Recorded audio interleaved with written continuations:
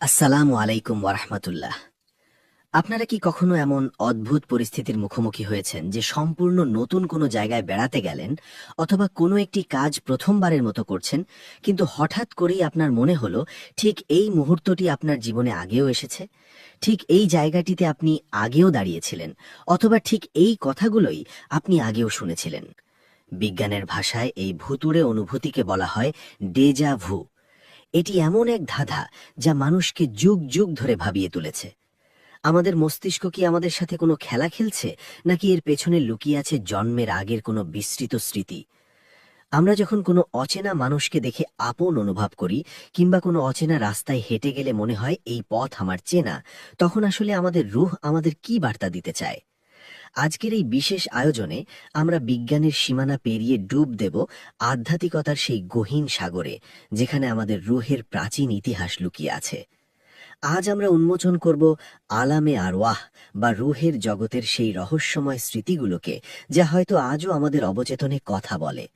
এই রহস্যের জট খুলতে হলে আমাদের ফিরে যেতে হবে মহাকালের শুরুতে, এমন এক সময় যখন এই পৃথিবী ছিল না, এই আকাশ ছিল না, এমনকি আমাদের এই শরীরও ছিল না। ছিল শুধু আমাদের রূহ বা আত্মা। ইসলামী আকিদা ও কুরআনের ভাষ্য মতে আমরা কেউই এই পৃথিবীতে নতুন নই।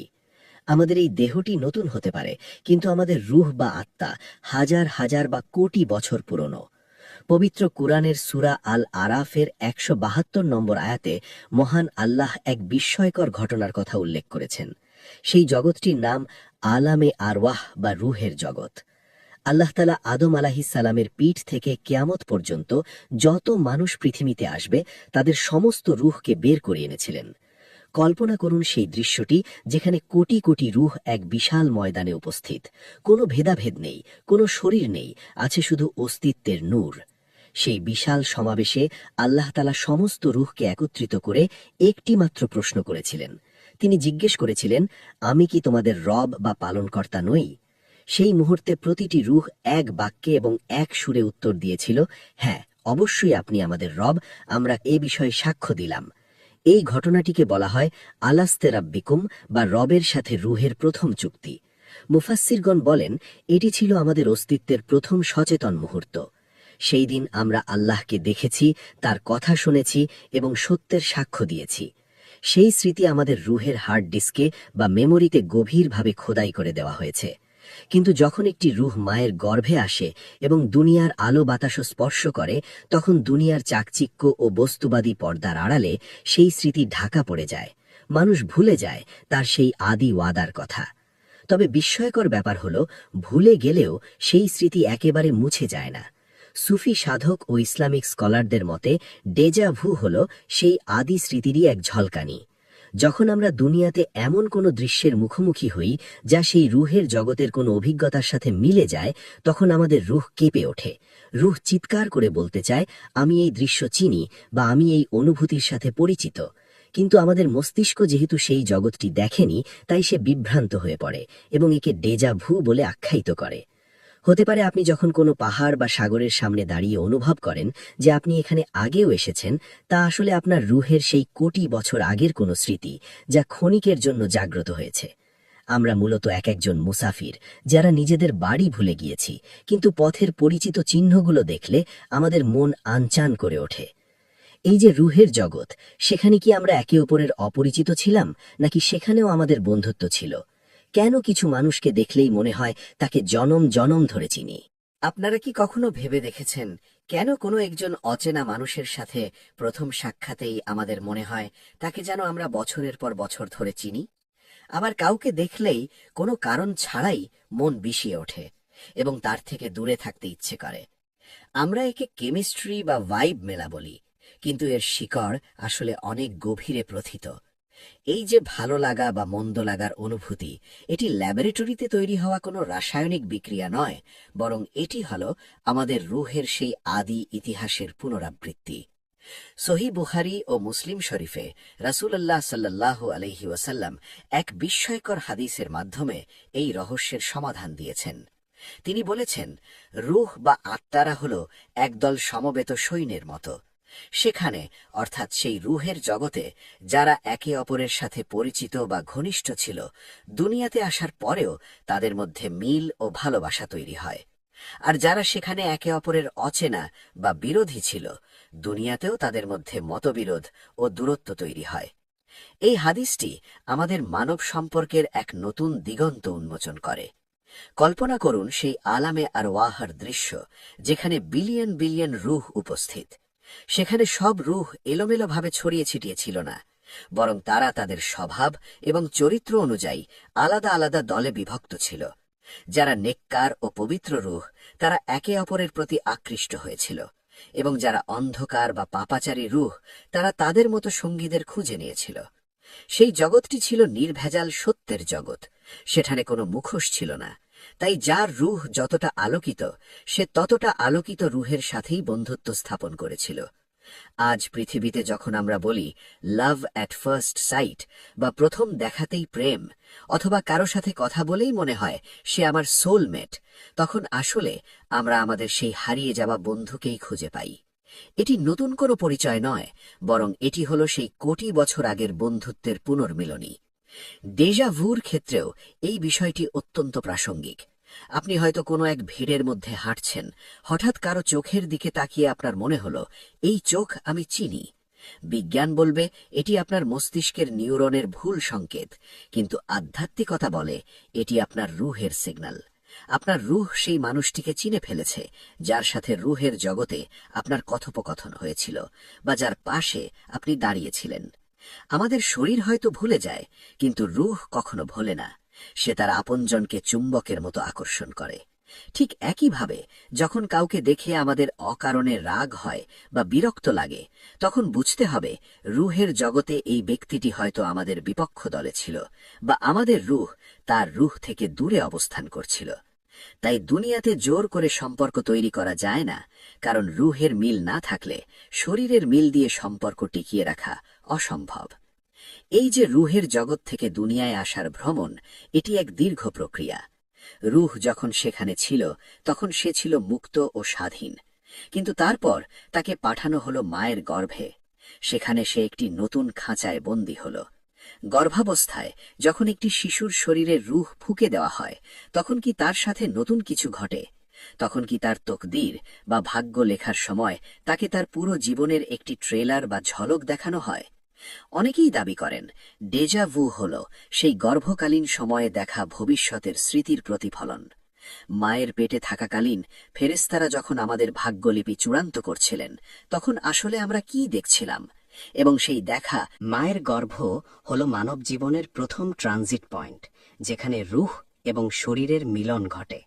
এই সময়কালটি অত্যন্ত রহস্যময় এবং আধ্যাত্মিক দিক থেকে অত্যন্ত গুরুত্বপূর্ণ। হাদিস অনুযায়ী মায়ের গর্ভে শিশু যখন 4 মাস বা 120 দিনের হয়, তখন আল্লাহ একজন ফেরেশতা পাঠান। সেই ফেরেশতা আল্লাহর হুকুমে শিশুটির শরীরে রূহ ফুঁকে দেন এবং সাথে সাথে তার 4টি বিষয়ে লিখে দেন: তার রিজিক, তার মৃত্যু, তার আমল, এবং সে কি সৌভাগ্যবান হবে নাকি দুর্ভাগ্যবান হবে। এই তাকদীর বা ভাগ্যলিপি যখন লেখা হয়, তখন এক অলৌকিক ঘটনা ঘটে, যা আমাদের ডেজাভুর রহস্যের একটি শক্তিশালী ব্যাখ্যা হতে পারে। কিছু ইসলামিক স্কলার এবং আধ্যাত্মিক দার্শনিকদের মতে, যখন ফেরেশতা আমাদের ভাগ্যলিপি রেকর্ড করেন, তখন রূহকে তার পুরো জীবনের একটি সারসংক্ষেপ বা ফ্ল্যাশব্যাক দেখানো হয়।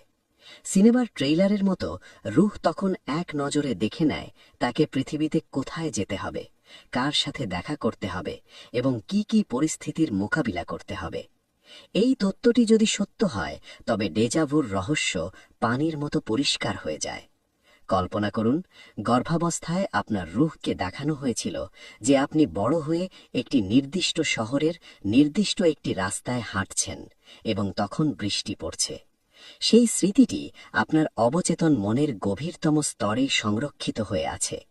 20 বা 30 বছর পর বাস্তবে যখন আপনি ঠিক সেই রাস্তায় বৃষ্টির মধ্যে হাঁটছেন, তখন আপনার সাবকনশিয়াস মাইন্ড বা অবচেতন মন হঠাৎ করে সেই পুরনো ফাইলটি ওপেন করে ফেলে।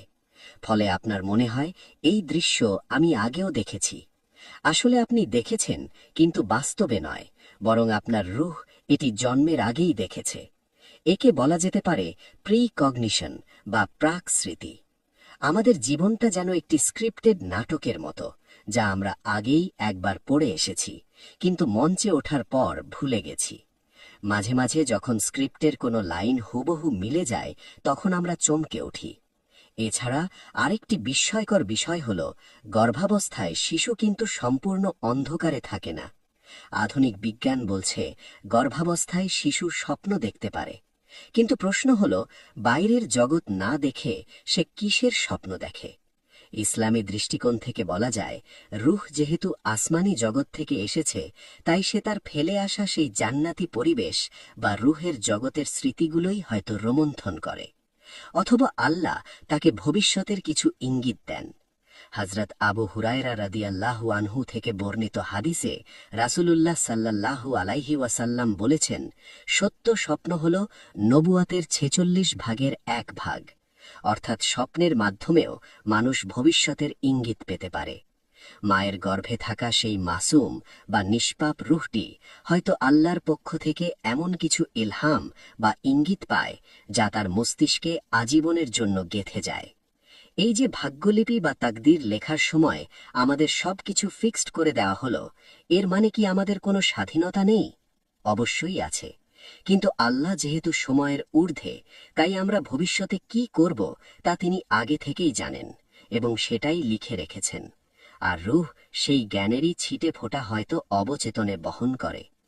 গর্ভাবস্থার এই অধ্যায়টি শেষ করে শিশু যখন দুনিয়ায় ভূমিষ্ঠ হয়, তখন সে কেঁদে ওঠে।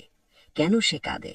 হয়তো সে তার সেই নিরাপদ ও পবিত্র জগৎ ছেড়ে এই পরীক্ষার জগতে আসার কষ্টে কাঁদে, অথবা শয়তানের স্পর্শে কাঁদে। কিন্তু দুনিয়ায় আসার পরেও রুহের ভ্রমণ কি শেষ হয়ে যায়? আমরা যখন রাতে গভীর ঘুমে আচ্ছন্ন থাকি, তখন আমাদের শরীর বিছানায় পড়ে থাকলেও রুহ কি কোথাও ঘুরতে যায়? ঘুমের মধ্যে দেখা স্বপ্নগুলো কি শুধুই মস্তিষ্কের আবর্জনা, নাকি রুহ আসলে ঘুমের ঘোরে ভবিষ্যৎ বা অন্য কোনো জগৎ থেকে ঘুরে আসে, যার ফলে আমাদের ডেজাভু হয়? ঘুম বা নিদ্রা হল মৃত্যুর ভাই। পবিত্র কুরআনের সূরা আজ জুমারের ৪৪ নম্বর আয়াতে আল্লাহ এক বিস্ময়কর তথ্য দিয়েছেন। তিনি বলেন, আল্লাহ মানুষের প্রাণ হরণ করেন তাদের মৃত্যুর সময়, এবং যাদের মৃত্যু আসেনি তাদের প্রাণ হরণ করেন ঘুমের সময়। অর্থাৎ আমরা যখন ঘুমাই, তখন আমাদের রূহ বা আত্মার একটি অংশ শরীর থেকে বের হয়ে যায় এবং আল্লাহর কাছে চলে যায় বা আসমানি জগতে বিচরণ করে। যাদের হায়াত বাকি আছে, তাদের রূহ আল্লাহ আবার শরীরে ফিরিয়ে দেন, আর যাদের সময় শেষ, তাদের রূহ আটকে রাখা হয়। এই আয়াতটি আমাদের ডেজাভু এবং স্বপ্নের রহস্য উন্মোচনের এক বিশাল চাবিকাঠি। আমরা মনে করি ঘুম মানে শুধুই বিশ্রাম, কিন্তু রুহের জন্য ঘুম হল এক ধরনের স্বাধীনতা। সারাদিন শরীরের খাঁচায় বন্দী থাকার পর ঘুমের সময় রুহ মুক্ত পাখির মতো আধ্যাত্মিক জগতে বা আলামে মিসালে ঘুরে বেড়ায়।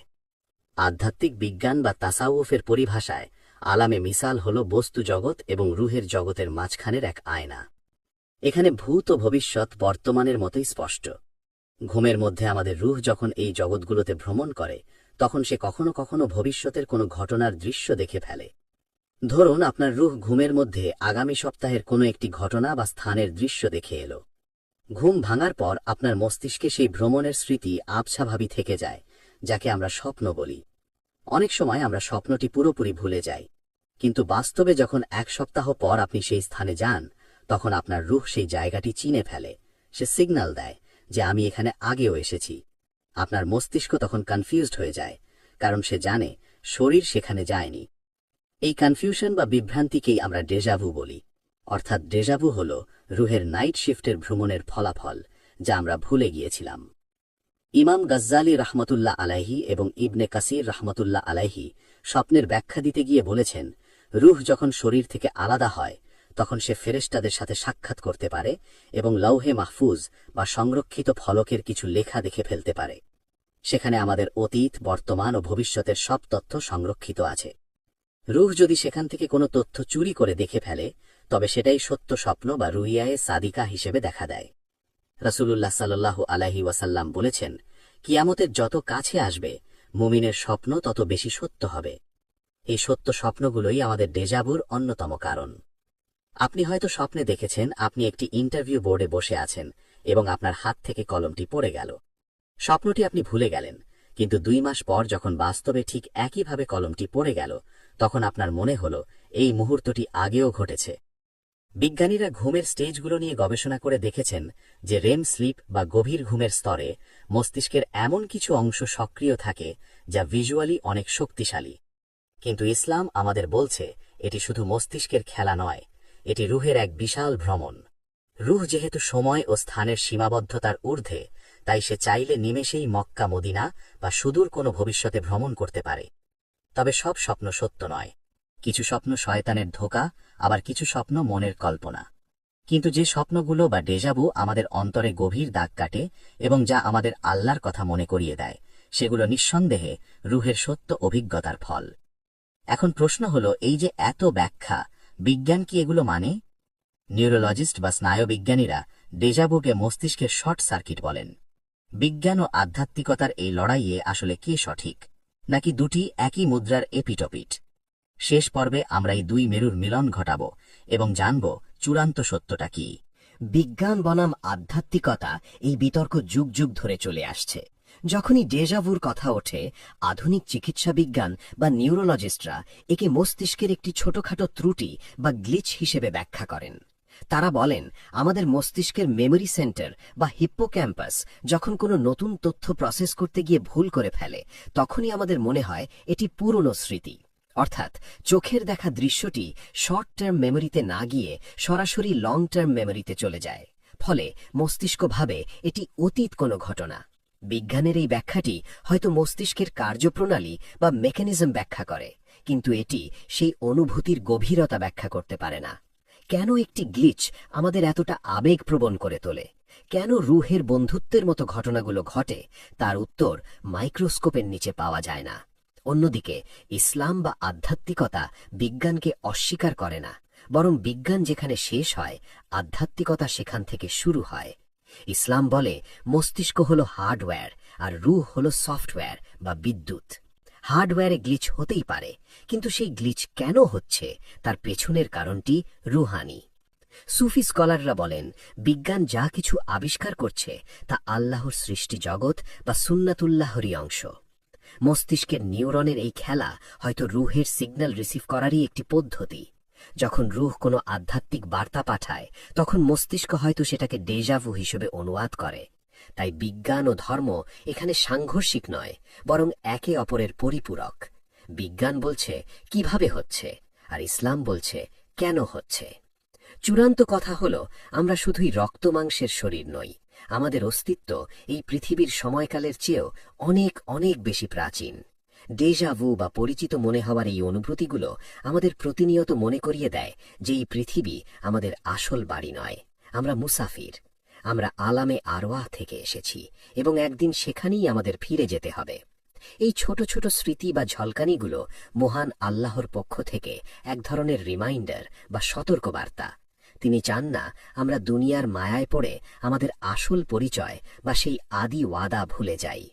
যখনই আপনার ডেজাভু হবে, তখন চমকে না গিয়ে ভাবুন, হয়তো আল্লাহ আপনাকে কোনো সংকেত দিচ্ছেন। হয়তো আপনার রুহ আপনাকে বলছে, জাগো, তুমি কোথা থেকে এসেছো তা স্মরণ করো। আমাদের জীবনটা একটি বিশাল ও জটিল পাজলের মতো। রুহের জগৎ, গর্ভাবস্থার তাকদীর এবং ঘুমের ভ্রমণ সব মিলিয়েই আমাদের এই অস্তিত্ব। যারা এই রহস্যগুলো নিয়ে চিন্তা করে, তারাই নিজেদের চিনতে পারে। আর হাদিসে আছে যে নিজেকে চিনল সে তার রবকে চিনল। তাই আসুন আমরা শুধু বাহ্যিক দৃষ্টি দিয়ে নয়, বরং অন্তরের দৃষ্টি দিয়ে নিজেদের জীবনকে দেখার চেষ্টা করি। হয়তো আপনার পাশের মানুষটি আপনার রুহের সেই পুরনো বন্ধু, কিংবা আজকের এই মুহূর্তটি আপনার রুহের সেই আদি ভ্রমণেরই অংশ। আল্লাহ আমাদের সবাইকে সত্য বোঝার এবং রুহের পবিত্রতা অর্জন করার তৌফিক দান করুন। আমাদের এই রুহের রহস্যময় জগৎ নিয়ে তৈরি সিরিজটি আজ এখানেই শেষ করছি। আজকের এই আলোচনাটি যদি আপনার চিন্তার জগতে সামান্যতম আলোড়ন সৃষ্টি করে থাকে, তাহলে আমাদের পরিশ্রম সার্থক হবে। ভিডিওটি ভালো লাগলে লাইক দিন এবং আপনার সেই প্রিয় বন্ধুর সাথে শেয়ার করুন, যাকে দেখে আপনার মনে হয় তাকে আপনি জন্ম জন্মান্তর ধরে চেনেন। হয়তো এটি তার রুহের কাছেও একটি বার্তা পৌঁছে দেবে। এমন সব অজানা ও রোমাঞ্চকর ইসলামিক তথ্য নিয়ে আমাদের পরবর্তী ভিডিও দেখার আমন্ত্রণ রইল।